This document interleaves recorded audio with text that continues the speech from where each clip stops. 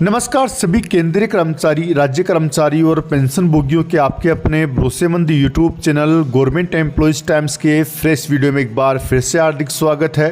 देश भर के 1 करोड़ से ज़्यादा केंद्रीय कर्मचारी और पेंशनर सहित राज्य कर्मचारियों के लिए बड़ी खबर। 2 दिन बाद पेंशनधारक होंगे माला माल। केंद्र सरकार ने बकाया एरियर को दी मंजूरी। 53% डीए ऐलान। 8वां वेतन आयोग, न्यूनतम वेतन फिटमेंट फैक्टर, यूपीएस पर बड़ा बवाल। केंद्रीय कर्मचारियों, सैनिकों, पेंशन भोगियों को केंद्र सरकार से तोहफा। साथ ही बात करेंगे क्या मोदी सरकार यूपीएस को लेकर लेगी यू टर्न, हो रहा है बवाल। यदि जानकारी पसंद आए तो वीडियो को लाइक कीजिएगा। चैनल पर पहली बार आए हैं तो प्लीज़ चैनल को सब्सक्राइब कीजिएगा, क्योंकि आपसे जुड़े तमाम तरह के महत्वपूर्ण आदेश, वीडियो और इन्फॉर्मेशन हम यहाँ पर लाते रहते हैं। दोस्तों, आपसे निवेदन है वीडियो को लाइक अवश्य क्या करें। आपका एक लाइक हमें मोटिवेट करता है आपके लिए महत्वपूर्ण इन्फॉर्मेशन खोज लाने के लिए। तो पहली बड़ी खबर की बात कर लें तो केंद्रीय कर्मचारियों और पेंशनर्स के लिए बड़ी खबर निकल के सामने आ रही है उनके न्यूनतम वेतन को लेकर। जी हां, पुरानी पेंशन व्यवस्था की मांग कर रहे सरकारी कर्मचारियों को मोदी सरकार ने यूपीएस का तोहफा दिया है। केंद्र सरकार ने शनिवार को नई पेंशन व्यवस्था लागू कर दी है। इसी बीच मोदी सरकारी कर्मचारियों के लिए एक और बड़ा फैसला ले सकती है। यूक्रेन की यात्रा से वापस आए प्रधानमंत्री नरेंद्र मोदी ने शनिवार को संयुक्त सलाहकार तंत्र के प्रतिनिधियों के साथ मुलाकात की। इस मुलाकात में जेसीएम के प्रतिनिधियों ने न्यूनतम वेतन में संशोधन की मांग उठाई है। इस दौरान उन्होंने कहा कि पेंशन की मांग तो लगभग पूरी हो गई है, अब केंद्र सरकार न्यूनतम वेतन और फिटमेंट फैक्टर पर भी ध्यान दे।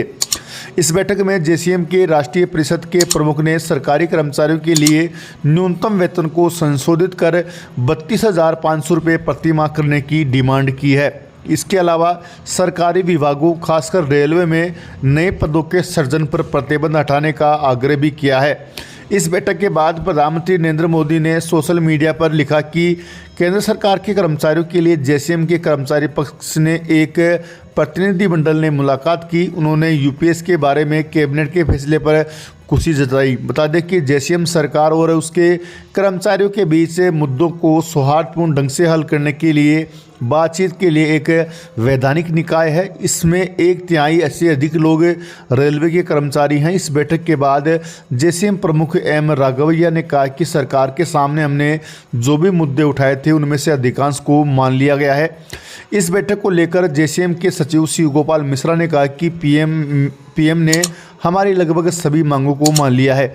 ये पहली बार हुआ है जब प्रधानमंत्री ने जेसीएम को बुलाकर उनसे चर्चा की। प्रतिनिधिमंडल का नेतृत्व कर रहे जेसीएम के सचिव शिव गोपाल मिश्रा ने बताया कि प्रधानमंत्री जेसीएम की लगभग सभी मांगों को मान लिया है। जेसीएम 32 लाख केंद्रीय कर्मचारियों का प्रतिनिधित्व करता है। वहीं आपको बता दें कि यूपीएस और 8वां वेतन आयोग लागू होने के बाद कितनी होगी अधिकतम और न्यूनतम पेंशन, समझ लीजिए पूरा कैलकुलेशन। तो आपको बता दें कि भारत सरकार ने 1 अप्रैल 2025 से देश में यूनिफाइड पेंशन स्कीम लागू कर दी है। इसके साथ ही 1 जनवरी 2026 से 8वां वेतन आयोग भी लागू हो सकता है। नए वेतन आयोग और नए पेंशन सिस्टम से बहुत कुछ बदलने वाला है। न सिर्फ सरकारी कर्मचारियों के वेतन बल्कि उनकी पेंशन में भी बड़े तौर पर बदलाव देखने को मिलेंगे। उम्मीद के मुताबिक नए वेतन आयोग में लेवल 1 की सैलरी 34,560 रुपये और लेवल 18 की 4,80,000 रुपये हो सकती है। आज हम ये समझने की कोशिश करेंगे कि कैसे वेतन आयोग का यूपीएस पर क्या प्रभाव पड़ेगा। भारत सरकार ने साल 2004 में न्यू पेंशन स्कीम को लागू किया था। इसके बाद से ही लगातार कर्मचारी ओल्ड पेंशन स्कीम की मांग कर रहे हैं। ओपीएस में कर्मचारियों को पेंशन के लिए अपनी सैलरी से कोई अंशदान नहीं देना पड़ता था। एनपीएस में उन्हें अपनी बेसिक पे का 10% हर महीने पेंशन देना पड़ता है। इसमें सरकार की ओर से 14% अंशदान किया जाता है। सारा विवाद इसी अंशदान और निश्चित पेंशन को लेकर था। अब यूपीएस में 25 साल की नौकरी करने वालों को अंतिम 12 महीने की वेतन का 50% पेंशन के तौर पे दिया जाएगा। यूपीएस को अगले वित्त वर्ष से लागू किया जाएगा। इसमें शामिल होने वाले कर्मचारियों को इसका लाभ 2029 से मिलना प्रारंभ हो जाएगा। वेतन की आधी पेंशन के लिए आपको 25 साल नौकरी करनी पड़ेगी। इससे पहले रिटायर होने वाले कर्मचारियों को यूपीएस का लाभ नौकरी के वर्षों के आधार पर दिया जाएगा। न्यूनतम 10,000 रुपये पेंशन के लिए आपको कम से कम 10 साल नौकरी करनी पड़ेगी। उधर 7वें वेतन आयोग का समय 31 दिसंबर 2025 को खत्म हो रहा है। सरकार हर 10 साल में नया वेतन आयोग लागू करती है।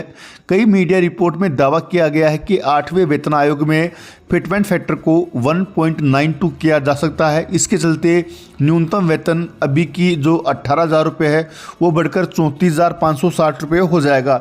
इसके अलावा अधिकतम सैलरी 2.5 लाख रुपये से बढ़कर 4,80,000 रुपये तक पहुंच जाएगी।